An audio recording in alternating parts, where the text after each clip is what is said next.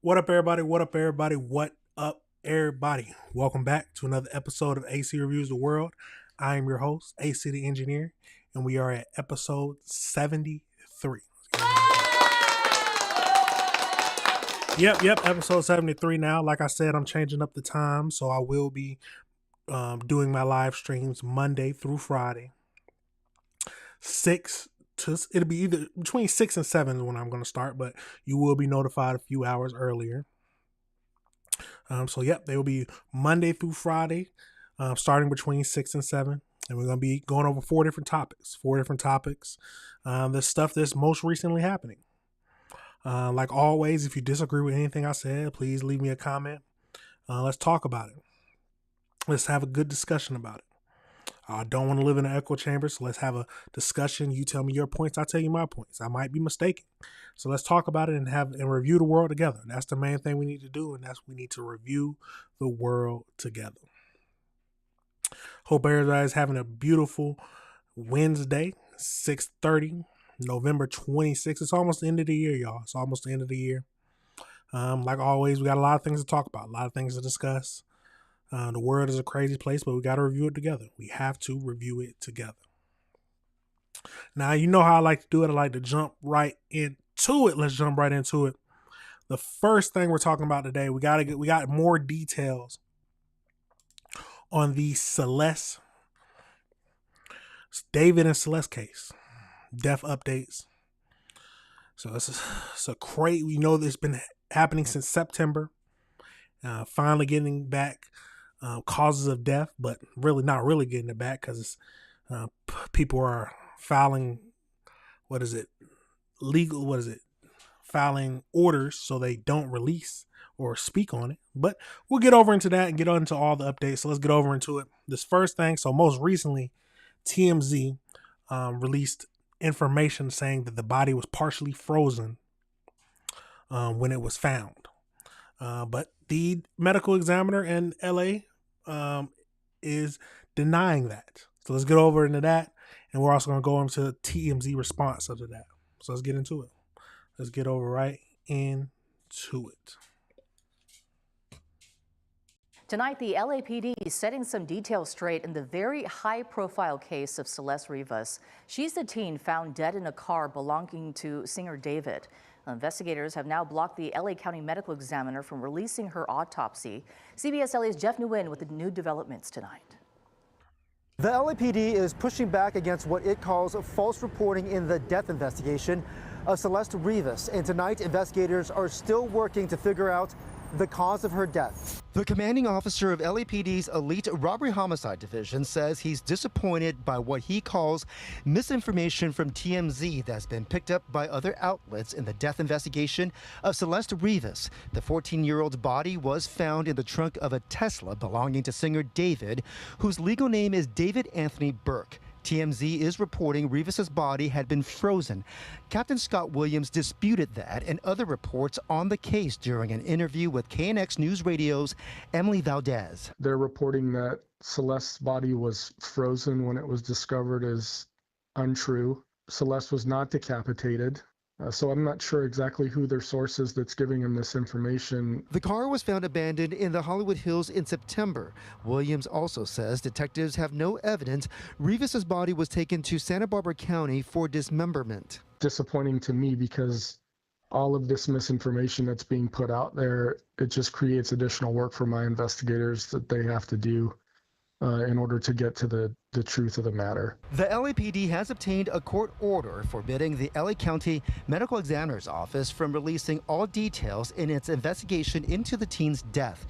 The ME took the unusual step of criticizing the decision Monday with a statement saying in part the practice of security holds is virtually unheard of in other counties and has not proven to improve outcomes in the legal system. We are dedicated to serving our community with full transparency. However, the law precludes us from doing so while the court order remains in this case. That is literally unprecedented. Now, that is weird. I will say that's weird. They don't want the public knowing the cause of death or the medical examiner's findings.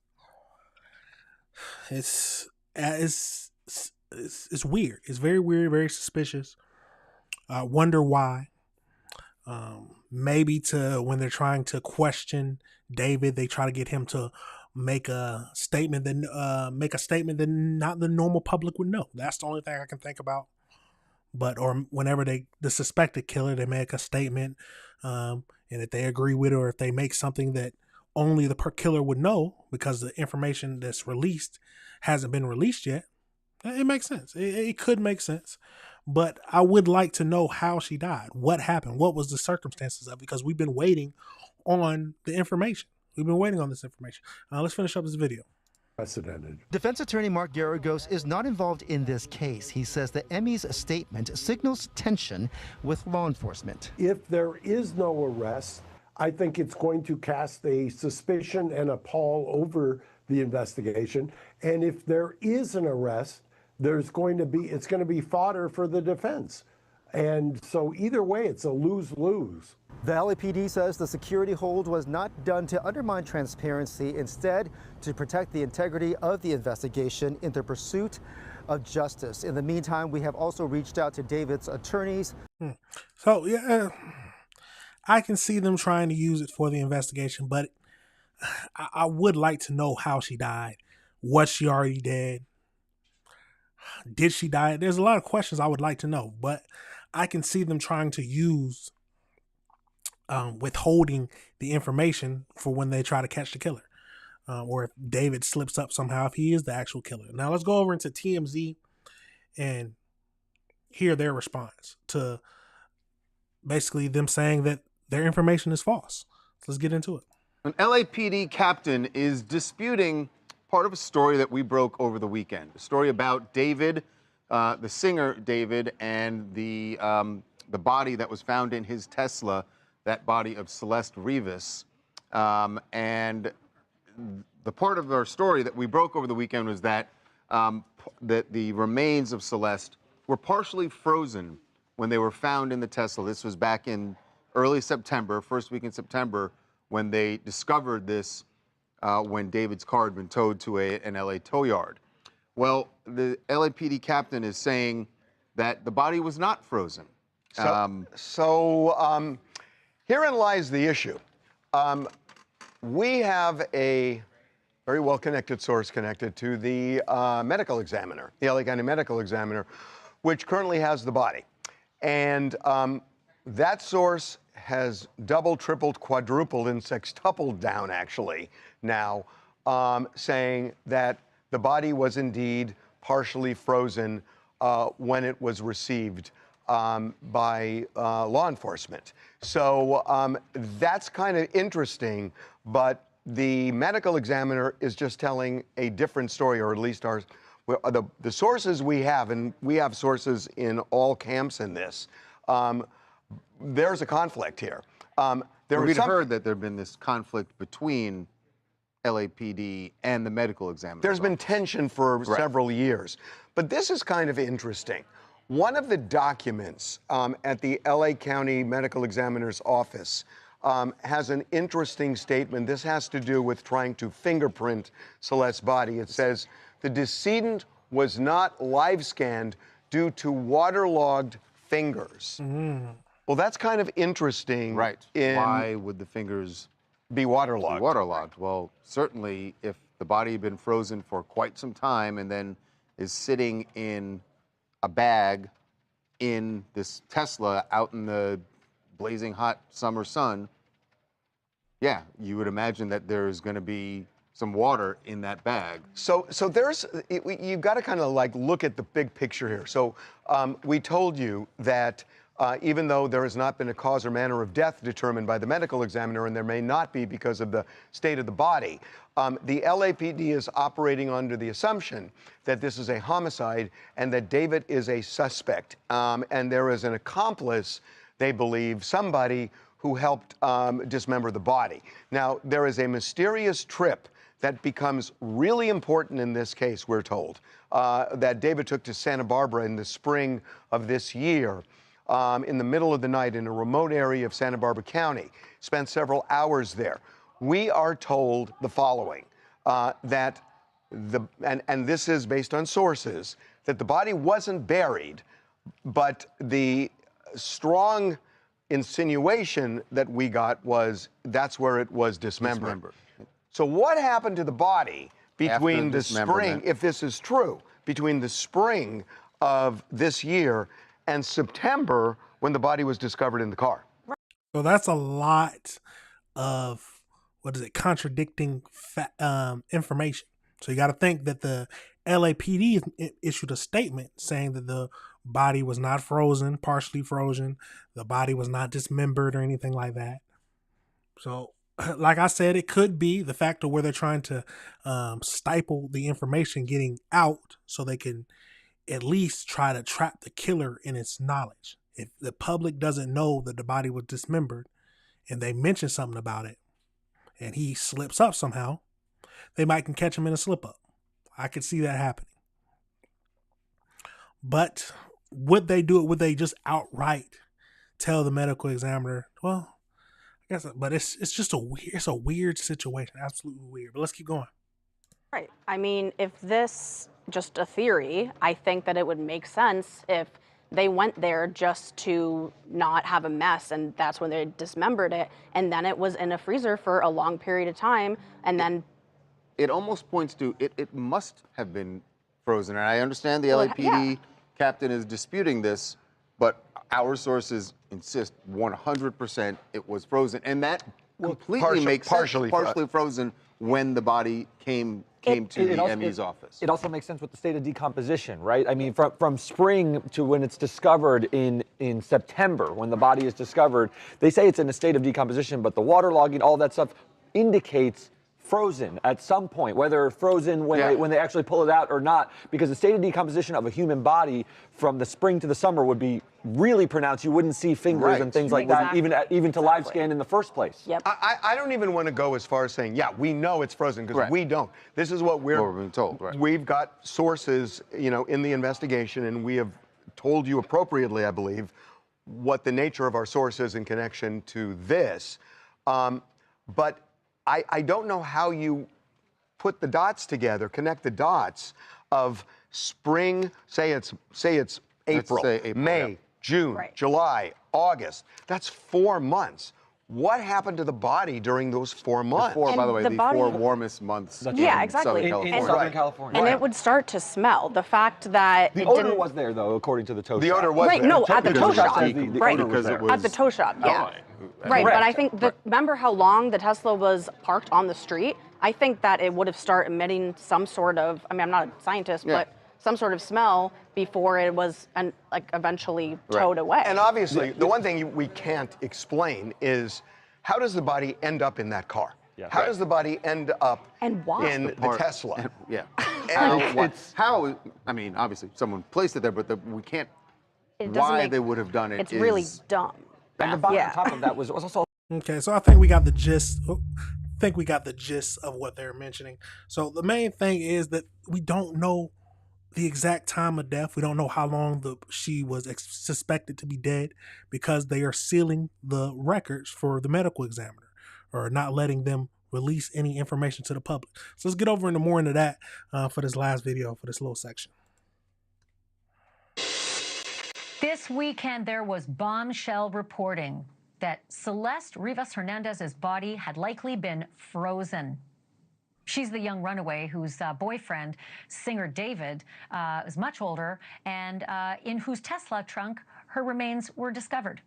Sources told several outlets that Celeste had been decapitated and that her limbs had been removed from her torso, cut into pieces, and then apparently stored in a freezer. But tonight, the captain of the Robbery Homicide Division of the LAPD is telling People magazine those reports aren't true. Captain Scott Williams tells People that Celeste was not frozen and that, quote, Celeste was not decapitated. The whole frozen thing doesn't even make sense. Her body was in the car for weeks, he said. And he added, even if she had been frozen solid when she was put in the car, which there is no evidence to suggest she was, 5 or more weeks in the trunk of a car in sweltering heat in the middle of summer would not have resulted in a partially frozen body being discovered on September the 8th, end quote. Tonight, the LA Medical Examiner's Office, the people who did the autopsy on Celeste, say that they're officially being barred by court order from saying anything about her death. And it was the LAPD that asked the court to do that. And if you find that outrageous, as I do, the ME is not thrilled about it either.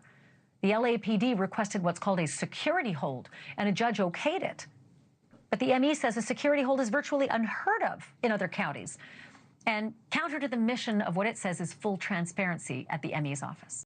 Now, it does make sense to where I don't see it being partially frozen if the body was in there for weeks. Makes sense that hot car, summer, makes completely sense.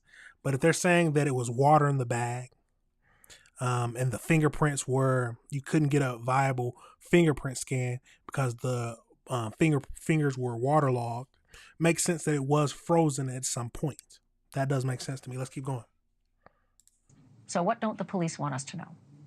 All I can tell you is that the gag order coincides with the explosive reporting about the whole frozen stuff. Last week, we told you that David is now officially considered a suspect.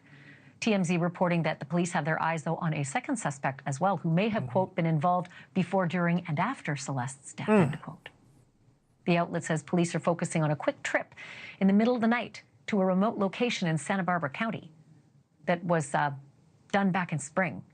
TMZ says police are focusing on that location as possibly being where Celeste was killed.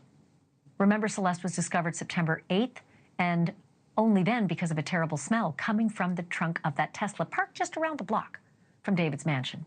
Joining me now is Michelle Dupree, a retired forensic pathologist, former medical examiner, and friend of the show. Dr. Dupree, thanks for being on. I had so many questions when I heard this report. First and foremost, you're not going to get partially frozen body parts at the ME's office if there was a stench coming from the trunk. That would have been a long thawed, long decomposing body. But I do want to ask you if there might be some partial truth to this, that possibly those body parts had been frozen long ago and then had decomposed in the back of the trunk. If that part might be true, what does that do to a medical examiner trying to determine what happened with this body that they've received? What was the cause of death? Would freezing do something to that body? Absolutely, freezing would. And it is possible that the body was frozen, and then, of course, after 5 weeks would not be frozen when found. But freezing actually damages the cells. It also actually speeds up decomposition once it starts to thaw. Anything that is blunt trauma, a gunshot wound, sharp force injuries, something like that, that would still be available. We would still see that at the autopsy. But anything that might be subtle, such as strangulation or something of that nature, would be much, much more difficult if the body had been frozen. And again, of course, once it's so badly decomposed. I've got 5 seconds left. We had so much breaking news off the top of this program. I just have to ask you how unusual this is that the LAPD asked a court to block the medical examiner from releasing any details. It's very unusual. Transparency is part of it, but it is not unheard of. If they really think it's going to affect the investigation, then it's warranted. Dr. Dupree. Absolutely crazy. I think we got the gist of that. Now, it's like I said, I can see the body being frozen before. That's why the fingers were waterlogged. They couldn't get a fingerprint scan.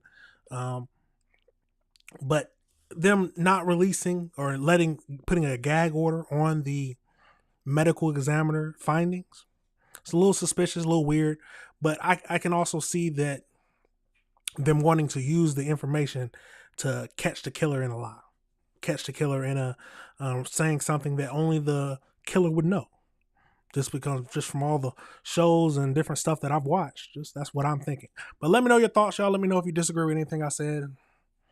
We keep up with this. Hopefully we'll one day get the actual cause of death, because we still don't know. We don't know when she died. We don't know how long she's exactly been dead. If she died in the car, she died afterwards. So if she died before, it's a crazy situation. Let me know your thoughts. Now we're gonna pivot. We got to go to Morehouse. We have to go to Morehouse. So I don't know if you've seen any of the stuff that was happening, but Morehouse, there was a viral video going around of a student of Morehouse choking a girl from another school. Yes, a male student. Matter of fact, we got to say a male student choking a female student. So now he has been charged. So this is Morehouse, if you don't know, is a HBCU located in Atlanta, Georgia. Absolutely crazy. But we got a few videos to look at, and we're also going to go over to Twitter. Because Twitter, Twitter normally, X formerly known as Twitter. I'm trying to say it right. But let's get over into it and see what we can learn from this situation. I wonder what could make a man like he tried to choke her. Let's get over into it. See what we can learn from this situation. See what's happening. Leaders with Clark Atlanta University say they are aware of this video right here that's showing up on social media that shows a young college woman being attacked by a Morehouse college student. This happened off campus on Lucky Street in downtown Atlanta. Atlanta News First, Yasmina Alston reports from the Fulton County Jail where one of the alleged attackers was taken after his arrest. A Morehouse college student is facing charges in an attack caught on camera. 21-year-old Matthew Gonzalez Forrestine, a Morehouse student, was charged with aggravated assault and terroristic threats for allegedly joining in on an attack against a young woman. Atlanta police say the young woman, who is a Clark Atlanta University student, was riding a bus to an apartment building on Lucky Street when a man stepped on her foot and walked away as if nothing happened. According to investigators, the woman said something to the man about what happened, and she then claims the man's girlfriend confronted and pushed her. The woman told officers the man then joined into the assault, attempting to choke her until witnesses broke it up. We spoke with people who heard about what happened and thought the reaction. So you step on a girl's shoe, she confronts you. One thing first, ladies, be careful when you try to confront these men, because some men are not in the right headspace. But you try to confront them to apologize. The girlfriend snaps on you. And then the boyfriend jumps in. Ladies, be careful. Ladies, be careful. Let's keep going. Was too extreme. You could just be like, I'm sorry, I apologize, and it just been gone from there. But sometimes dudes just take stuff way too far. Clark Atlanta's president, George French, said in a letter that he is deeply concerned by the assault and that they are working with Atlanta police. Morehouse College said the behavior in the video is disappointing. We did attempt to reach out to the young woman, who also posted about the incident on social media, saying she just wanted an apology after he stepped on her foot. I don't like dudes that try to put their hands on females. I feel like y'all try to intimidate females, like on some control. The news picks the craziest people to interview. You see that man teeth? Well, he might got some problems, but rolling type stuff, and I don't like that. In Fulton County, Yasmina Alston, Atlanta News First. Absolutely wild. Let's go over to Twitter. So let me find what we want to look at first. So we got, let's look at the video first right here. So let's get over this. Hello, my name is Caleb Bryant, and I was just attacked outside of my building in Atlanta. I go to Clark Atlanta University. Oh,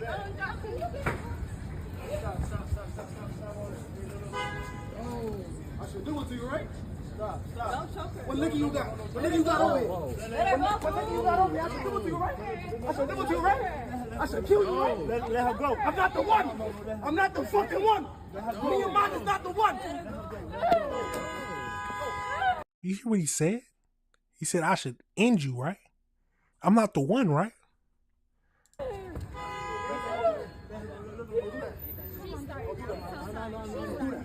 She started. Yeah. No. Who 12? Who 12? Who 12? Who 12? Who 12? I bet you got it. Who 12? Who 12? Did he say, I bet you die today? Who 12? Who 12? Who 12? Who 12? Who 12? Who 12? I promise you I get the body. Who 12? Who 12? Who 12? What do you mean that? What do you mean that? What do you mean that? I promise you I'll get a body today. What do you mean that? What do you mean? What do you mean that? What do you mean that? What happened? Friday, pussy, Friday, or what? What? We have a shuttle that transports us from our campus to my apartment, and I get on that because I can't drive nor can I see. So when I was getting on the shuttle today, I sit in the back room like I normally do, and a couple walks on, and they sit in the chairs in front of me, and they start kissing and stuff. So I maneuver to another seat, and I'm listening to music, and as we get off the shuttle, the man starts stepping on me, and this is my feet size. Okay, that doesn't matter. My feet size. I wear 6.5. So he steps on me, and I say, excuse me, can you apologize? Is this a college student? Yeah, this is a college student. He say sorry, and he didn't say anything. So as I'm walking off the shuttle, his girlfriend is standing there, and she's like, is there a problem? And I was like, yes, he just stood on me. Like he stepped on me. She was like, ew, you all up in my face. Ew, you're busting, you all up in my face. I'm like, bitch, he just stepped on me. Oh my God, your boyfriend. She mushes me in my face. And I like try to swing for her back. And she's like, you got it, babe? And he starts choking me like this onto the ground. And me and her fall onto the ground. And I'm not letting go because, like, what the fuck is happening to me at the moment? Like, he's choking me and you are like, I don't know what's going on. He picks me up off the ground and starts strangling me like this, and I couldn't breathe, and I was kicking off the walls and stuff to try to gain some sort of like balance. And he's telling me he's gonna kill me, and he's like, you want that? I'll kill you, all of that. Like, I'm telling me, go find your boyfriend, and I'm in Atlanta by myself because I'm just trying to go to school and go to work. That's all. I don't have a boyfriend. I had two. I only had 2 boyfriends. So I was just attacked. The police are trying to look for them. I don't know what to do. Then I'll put in like videos. They like scratched up my face, and then there's like bruises on my knee. She seems awfully young, and I don't know. She's talking so like a little kid. I don't know about that, but let's go. Let's back it up just a tad bit so we can. Or not tap it. Let's go to the beginning just to watch this situation one more time. So this is after she said they got it onto the ground. He picks her up. What nigga you got? What nigga you got over here? He said, "What man you got over here?" Basically saying, "Oh, who's gonna protect you?" I could do it to you. I should end you, right? Let her go. I'm not the one. I'm not the fucking one. Me and mine is not the one. Ooh. Certified crash out. Certified crash out. So now I think we also got some. This is Jordan, the girlfriend in the video, who you can hear justifying her boyfriend choking another woman out by saying she started it. According to her LinkedIn, she's a senior at Clark Atlanta University and an aspiring CRN. You bitches are never beating the allegations. The boyfriend goes by Mr. Stay Motivated on social media. If only he were motivated to not be violent towards women, that'd be great. I said, kill you, right? Let her go. I'm not the one. Since this video has crazy, absolutely crazy.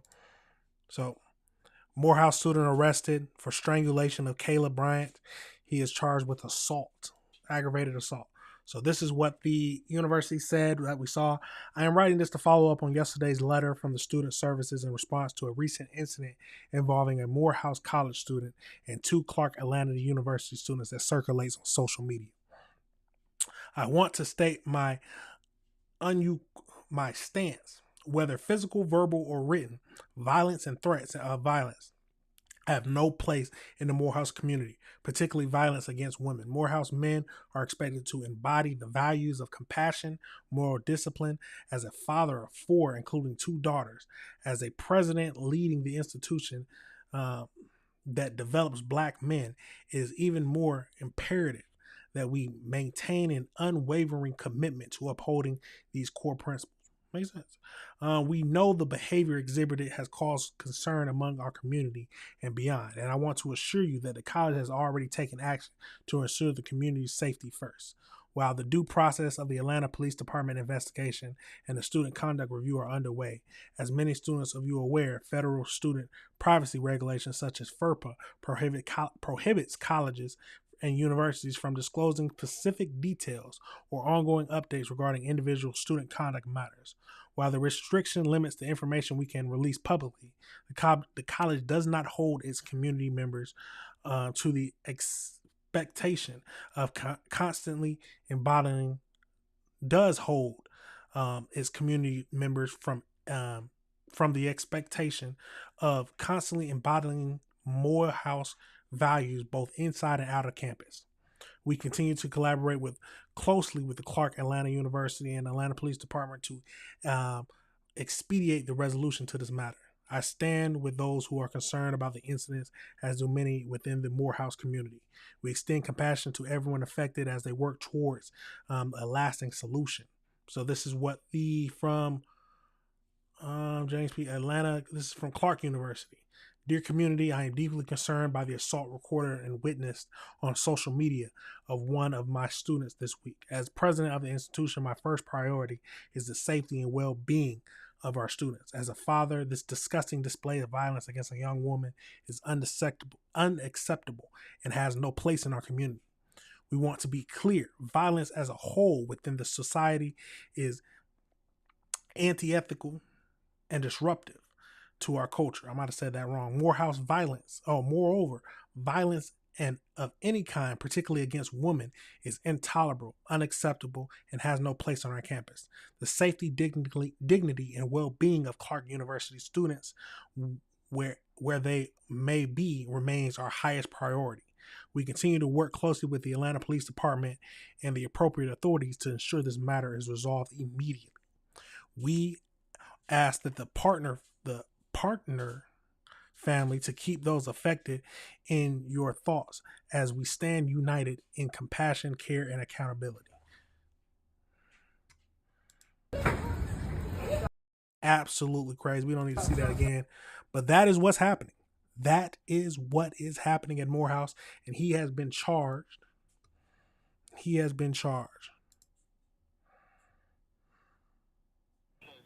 Outrage is spreading across social media tonight after an attack on a Clark Atlanta University student at a shuttle stop was caught on camera. The victim sharing her story on TikTok, and it has now gone viral. 11 Alive's Danielle Nottingham live for us from Atlanta Police Headquarters tonight with the latest on the suspect in the attack. And Danielle, we are learning that he's still in custody right now? Yes, he is, Jennifer, and the suspect is a 21-year-old Morehouse College student and was not given bond. And this evening, he's waiting for his next court date.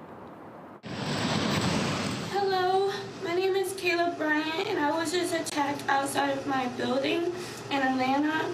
I go to Clark, some sort of Well, we'll skip forward a little bit because we've seen this. Violence, and he's telling me he's going to kill me. Police say the young man she's referring to is 21-year-old Matthew Gonzalez Forrestine.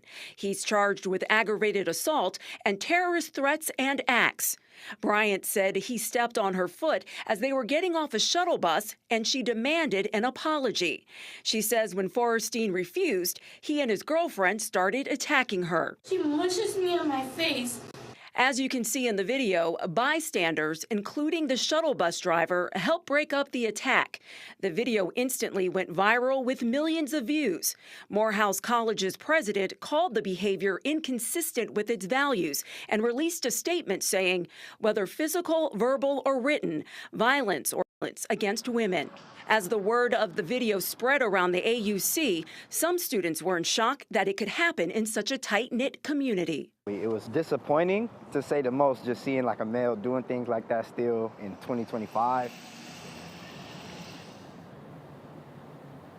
Clark Atlanta's Public Safety Department is working with Bryant and her family, and the university says that it condemns violence against anyone, especially women. And tonight, Forrestine's next court date is scheduled for December 16th.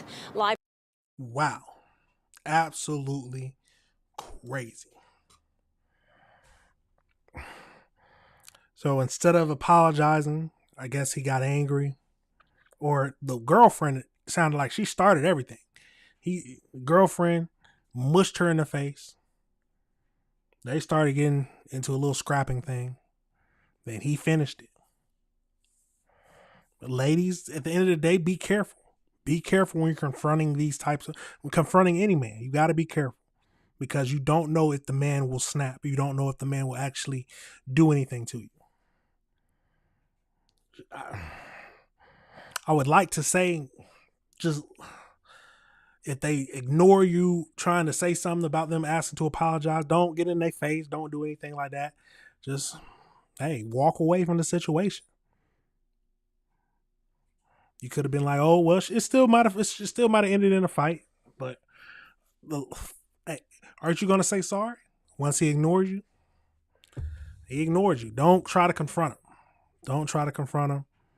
The girlfriend was already trying to be confrontational. And no one would expect that the boyfriend would jump in and just choke you. But you never know what type of man you're dealing with. Be careful. At the end of the day, be careful. But he's charged and he ruined his life, threw away his life. But I don't know what path his life was already ruined. It might have been already ruined. Let me know your thoughts, all. Let me know if you disagree with anything I said. Absolutely crazy. At the end of the day, ladies, just be careful when you're dealing with certain men. We're dealing with men in general. Be careful. Because you never know when the man might actually lay hands on you. And I'm always an advocate, don't put your hands on people. Women don't put your hands on men. Men don't put your hand on women. Simple as that. Simple as that. But we're going to pivot. We're going to pivot over and we got to go over to Hong Kong. Hong Kong had a high-rise fire that has left more than 30 people dead and I think it was said 290 people missing. And the fire looks insane. So we're going to go over into that. We got a few videos to look at. It's a crazy world. It's a crazy world, and you never know when it can be your last or what can happen. Hopefully we'll find out some information on what actually caused the fire. But let's see what we can learn from these videos. We got a few different videos to get into. Let's jump into it and see what we can find out.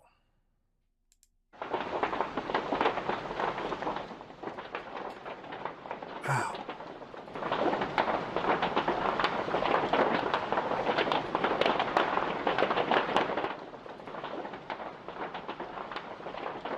So it looks to me like the building was under construction.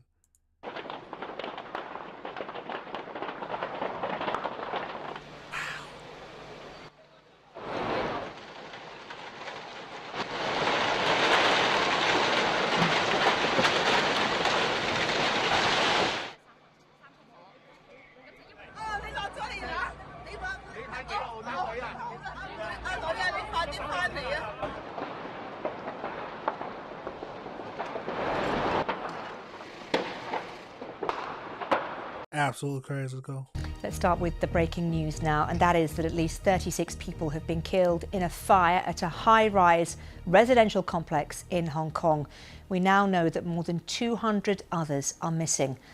Well, let's take you live to the scene now, and you can see the flames that have spread across all 8 blocks of this development in the northern Tai Po district. Among those killed that we know about so far is a firefighter. Thousands of residents have been evacuated to shelters, and it's unclear yet what exactly has caused this blaze. Well, with me now in the studio is our correspondent Graham Satchell, who's across the story. Graham, what more do we know?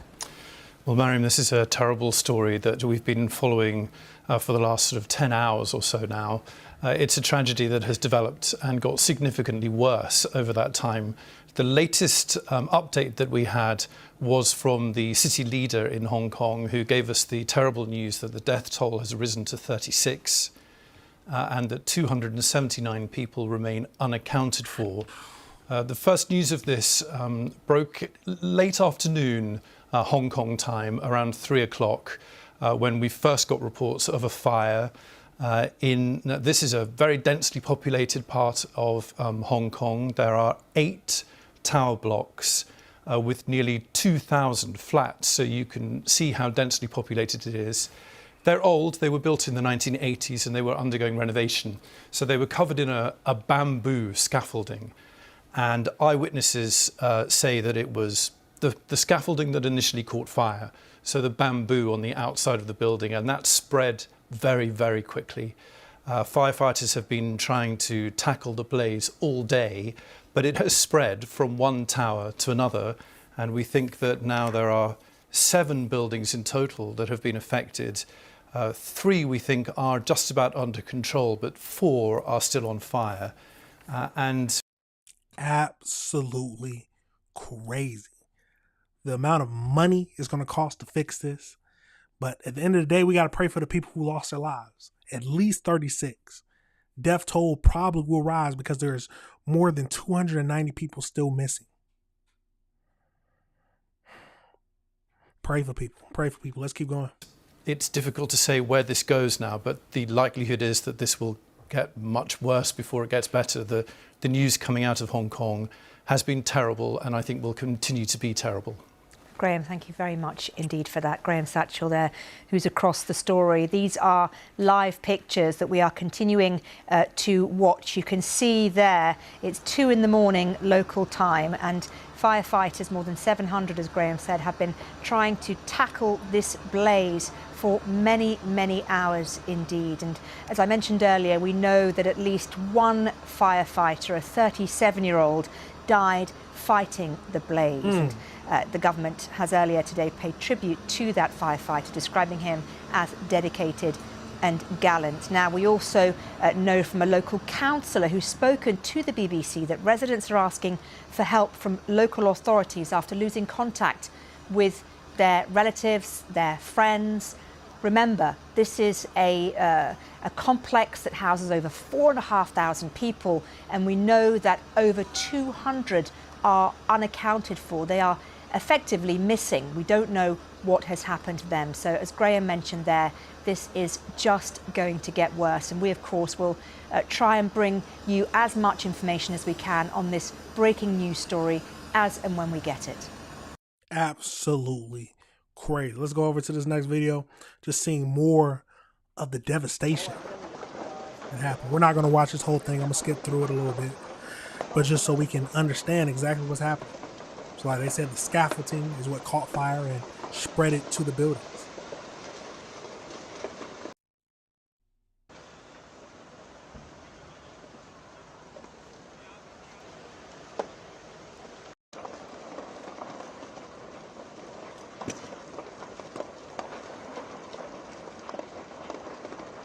Oh, God.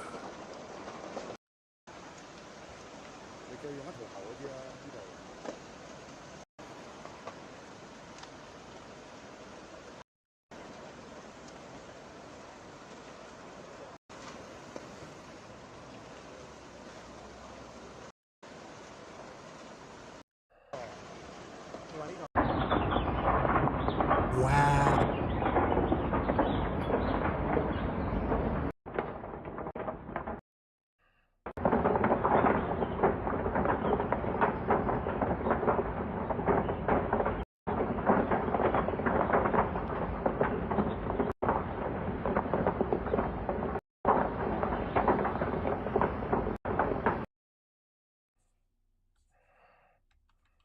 I can't imagine the fear,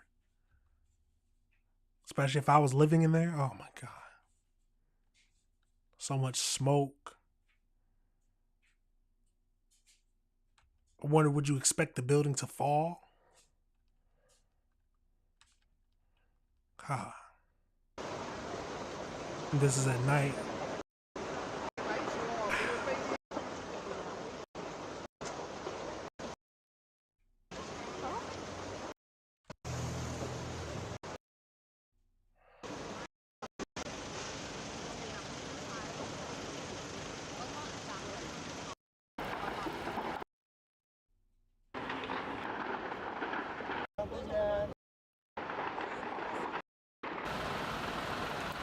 Absolutely crazy. It's a crazy situation, y'all. But like I said, the death toll right now is up to 36. And with 279 people missing, it's expected to get higher. At least that's my thinking. But let's go over into an article, see if we can. So that's the main things we saw. So let's see. Dozens killed, more missing. At least 36 people have been killed after the massive fire spread across multiple high-rise apartments buildings in a Hong Kong housing complex.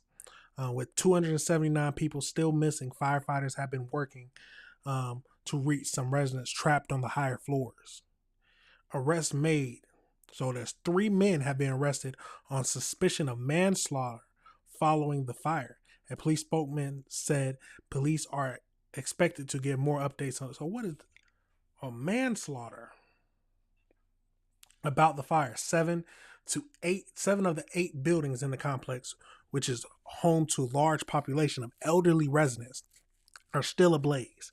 The fire appears to be the most deadly blaze in Hong Kong in nearly 3 decades.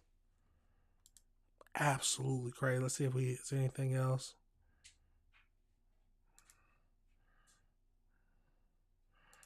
The New York Times got anything? So the Hong Kong police arrested 3 construction officials on the manslaughter charges on Thursday after the fire engulfed several high-rise towers, killing at least 44. So they got it as 44 and leaving more than 270 people missing.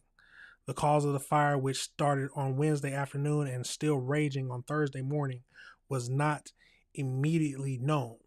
But the authorities said the building material on the exterior walls of the tower and the apartment complex were suspected of not meeting fire standards, potentially leading to the rapid spread. The 3 arrested people included 2 directors of construction of a construction company and a consultant. A police spokesman said. So Lee Young-jung, I'm probably butchered his name, a senior police superintendent, said at the news conference that in one building, foam boards known to be flammable were installed outside elevator lobby windows on every floor. The authorities believe that there was gross negligence on part of those responsible for construction, leading to this incident and the rapid spread of the fire. The fire apparently started in one building in the Tai Po district around 2:50 p.m. local time and quickly spread across multiple high-rise towers, sending smoke billowing across the city's northern North Territories.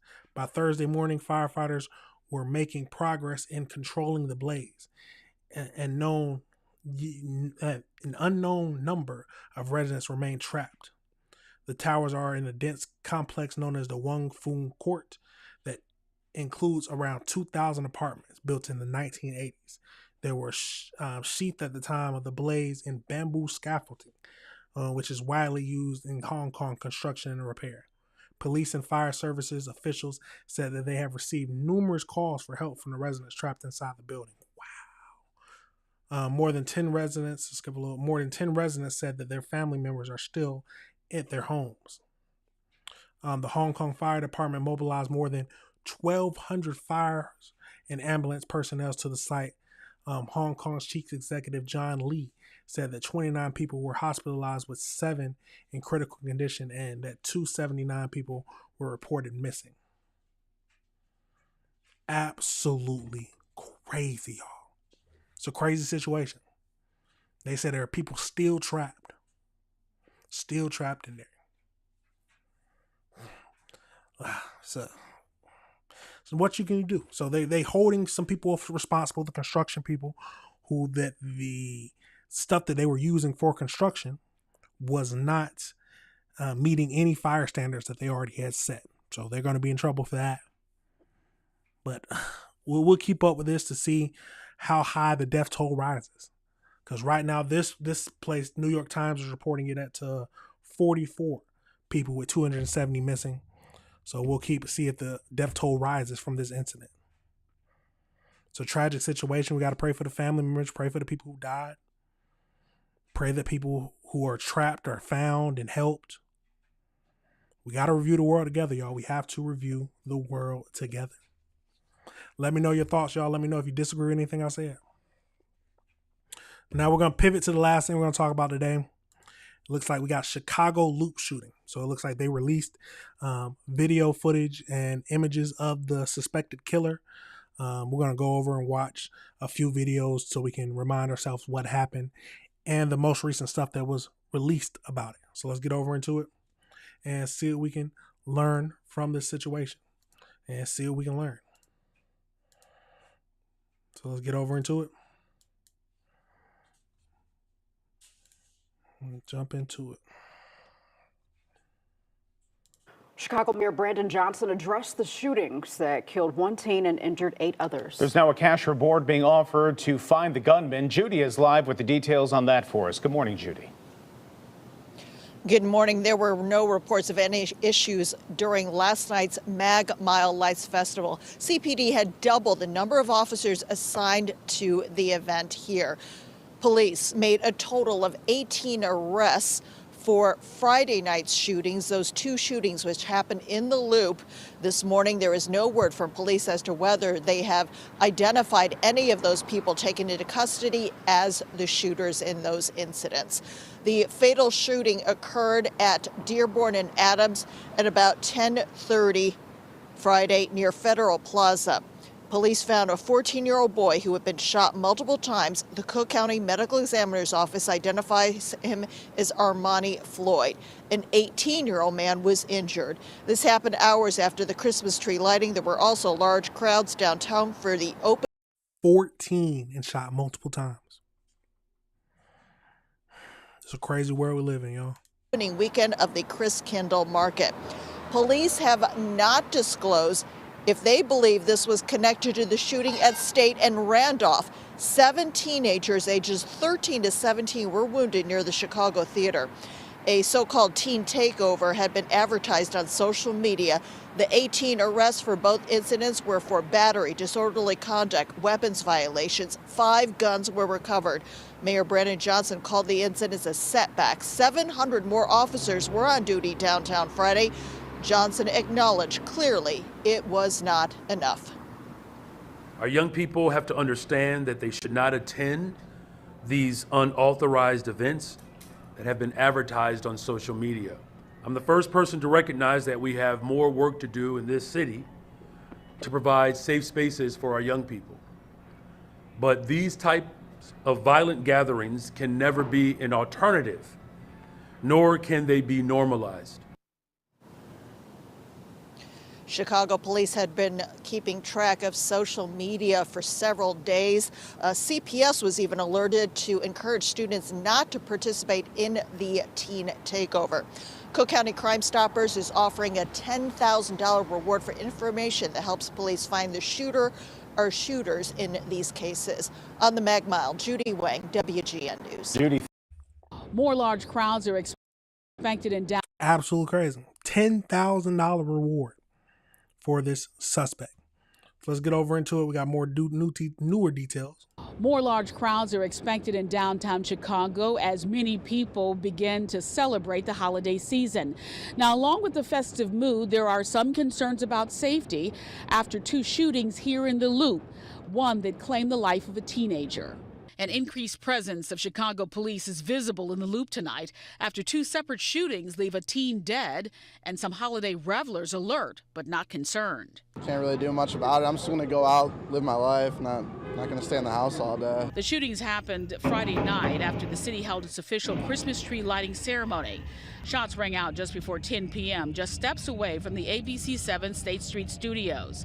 Police say they spotted a large crowd on the sidewalk in the 100 block of North State Street near the Chicago Theater when gunfire erupted and the crowd scattered. It is, quite frankly, frustrating and quite upsetting when this type of violence takes place. The mayor says city officials got wind of some social media posts about a possible teen takeover downtown and had been working for the last few days to try to stop it from happening. There was a communication that was delivered to CPS to encourage young people not to participate in these unauthorized gatherings. 7 teens ranging in age from. What is that going to do? You need more officers. At the end of the day, it sounds like you need more officers. If there's more officers you can break down, you can break up all that. 13 to 17 were shot. Most are listed in good or fair condition. A separate shooting near Dearborn and Monroe, a 14-year-old boy was killed and an 18-year-old was wounded. Community violence interrupter Pastor Donovan Price says teens need supervision, especially in large crowds. Bring some family with you. Bring mom, bring auntie, bring somebody with you, bring an adult with you, and just watch out and be careful. We're praying for you. The violence comes as a lot of people venture back downtown for the Chris Kendall Market and the Magnificent Mile Lights Festival. Even though we had an incident downtown yesterday that was very unfortunate, nothing can stop me from coming to celebrate our city, the holidays, and lighting up Michigan Avenue. Authorities say 18 people were arrested for curfew violations and various assaults. Chicago police plan on deploying an additional 300 officers on top of the already 700 assigned to cover weekend festivities. City officials say they are continuing. But you got to remember, y'all, they already don't have enough officers. So if they're taking officers away from another part of the city, more things are going to happen everywhere else. You got to hire more officers. You got to put that in the budget. More police officers. At least that's my thinking. Let me know if you disagree with me.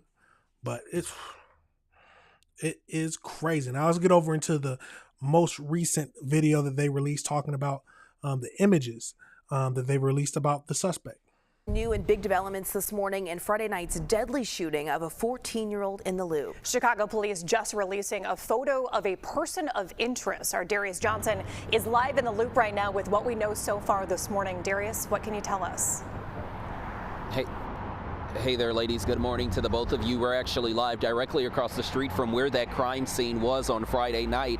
And Chicago police sent out a photo just after 1 o'clock this morning as they continue working to learn exactly who shot and killed 14-year-old Armani Floyd. Take a look. Here is that photo that Chicago police released. It shows a man in a gray jacket with a hood who also has on a purple Nike tracksuit and black Air Force Ones. It appears this image was captured from an officer's body-worn camera. Chicago police say Floyd was shot and killed near Adams in Dearborn around 10:30 Friday night. He was part of a group of teens in the Loop that night, and this was the second shooting after 7 others were hurt in a separate shooting outside the Chicago Theater just 1 hour before. City officials say social media posts started to circulate online about a large teen gathering.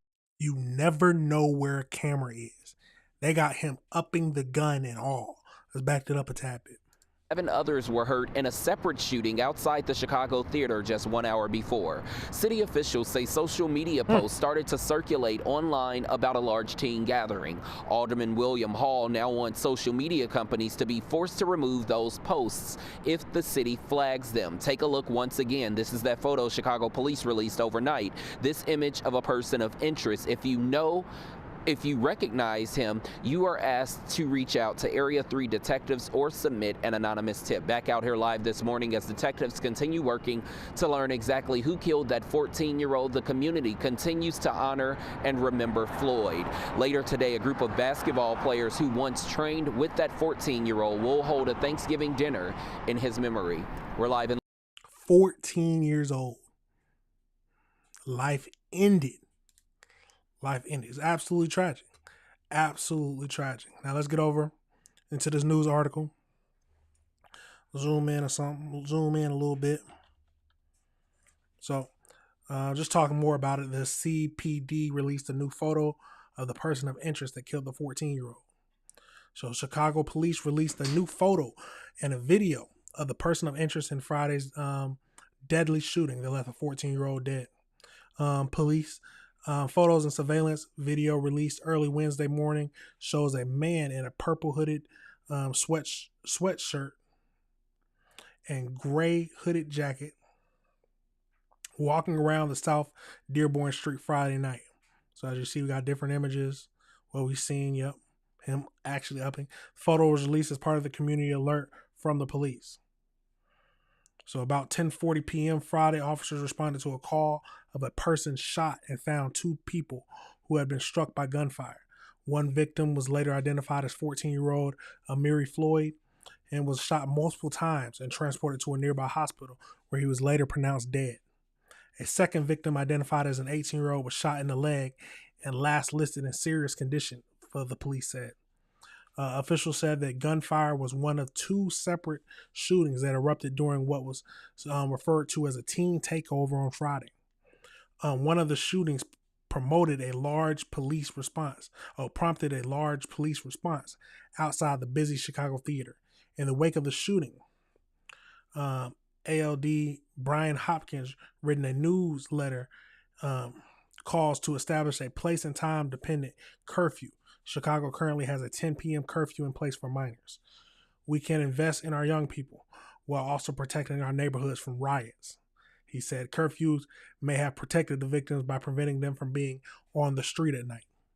Yeah, but people teens who want to commit crimes are going to be outside. They're not going to care. Both downtown shootings happened before 10 p.m., which is the curfew time Hopkins is pushing for. So both shootings happened before the curfews. Mayor Brandon Johnson held a press conference Saturday morning after the shooting, saying the incident like last night set us back as a city and evoked fear. I recognize this feeling like an emotional whiplash after this incredible celebration last night, where thousands of people gathered, Chicagoans who were enjoying our tree lighting ceremony. Thousands of Chicagoans came to express their love for our city.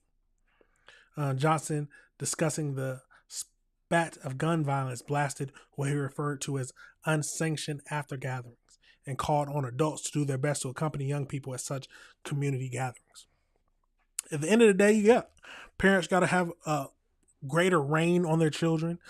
You can't have slap on the wrist if they start slap on the wrist. Even if they're young and they're committing these crimes, send them to jail so they learn their punishment. I don't think the curfew is going to help because if criminals, it's going to keep some people in, so it might keep the victims down. But if someone wants to commit a crime, especially as a teen, if they was already planning to commit a crime, what's it just running from or breaking curfew? It's not going to do anything. But that is the most updated stuff on the Chicago Loop shooting. We got to pray, like always. We got to pray for the family of the little boy who died. I wonder if that 18-year-old who was shot, if he will pull through. They said it was in serious condition. But it's a crazy world, y'all. It's a crazy world. What do y'all think? Now, Chicago is already going through a lot of stuff because, one, they don't have the budget for more police officers.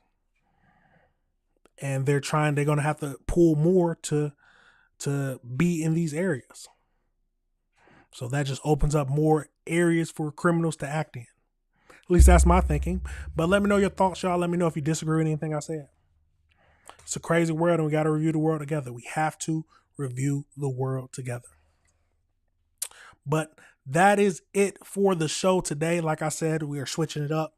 Now it's going to be we're going to starting between 6 and 7. Starting between 6 and 7, where we do go over 4 topics. 4 topics, usually about an hour long. And it's just the main things that's happening that happened today. And they mostly videos that were released today or the day before. So we can be up to date on everything that's happening. Let me know if you have any questions. Like always, if you disagree with anything I said, please leave a comment. Let's talk about it. Did I get something wrong? Tell me. I do my research, but hey, I'm a human. I get things wrong, and if I misunderstood something, tell me. Let's talk about it. I'm never going to I'll admit that I got something incorrect. That we are human beings. But thank you for watching now. Thank you for watching later. Remember, hit that like button, hit that subscribe button, and hit that notification bell so you can be up to date on all the videos I'm dropping. But that's it for now, y'all. Y'all already know I got to play the outro. But that's it. Peace.